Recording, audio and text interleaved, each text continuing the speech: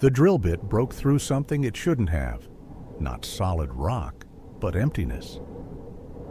I stood at the edge of the ragged opening, watching darkness swallow our work lights. The air flowing out smelled strange, like ozone and ancient stone. "Probably just an old service tunnel," Dave said, handing me a radio. "Quick assessment, Leo." In and out.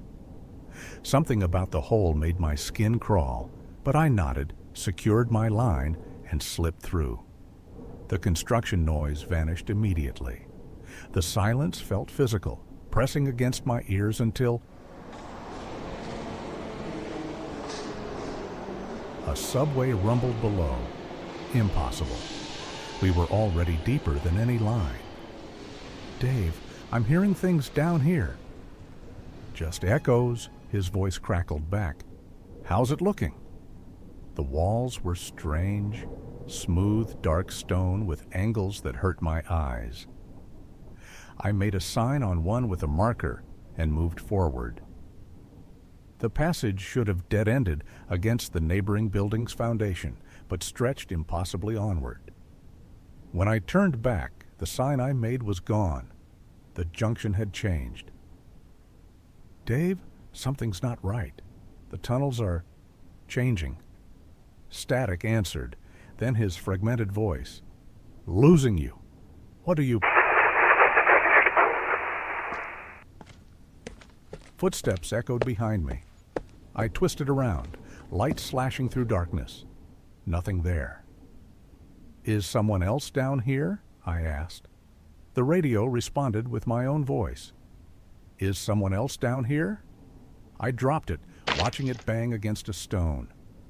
It continued emitting sounds, a perfect reproduction of the construction site above.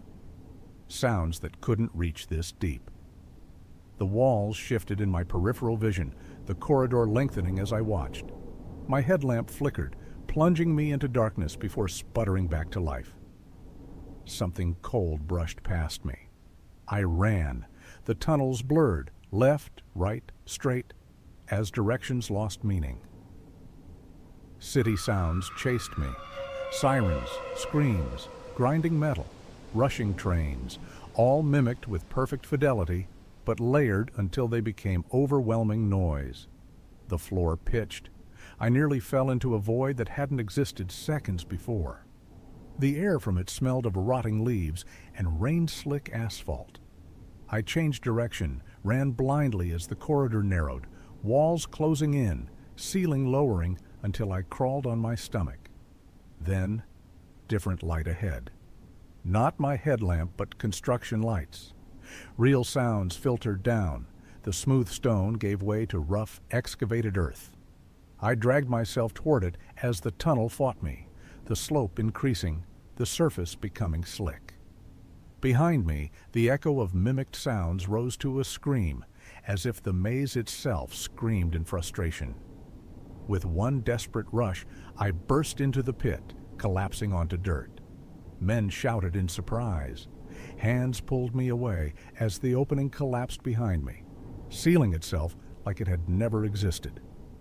Good Lord, Leo. What happened? Dave's face hovered above mine. I couldn't answer. My throat was raw from screaming I didn't remember. My clothes were covered in dust and a strange residue that evaporated as they watched. The company filled the entire section with concrete the next day. No investigation, no questions, just pour and forget. But I couldn't forget. 3 months later, I still wake from dreams of impossible angles and corridors that stretch forever. I've found work across town, but the city doesn't feel the same. Sometimes, waiting for the subway, I can't distinguish its rumble from the sounds that chased me. When I walk between tall buildings, the geometry shifts if I don't look directly at it. Yesterday, I saw a crack in the sidewalk outside my apartment, a thin, dark line that wasn't there before. As I watched, cool air emerged from it, carrying the faint smell of ozone. What I found wasn't just a forgotten tunnel. It was something older than the city, something that lives beneath us all, listening and learning our sounds, our patterns, Still growing. Still reaching upward through the foundations of everything we've built. Still hungry. Still calling my name in the voice of everyone I know.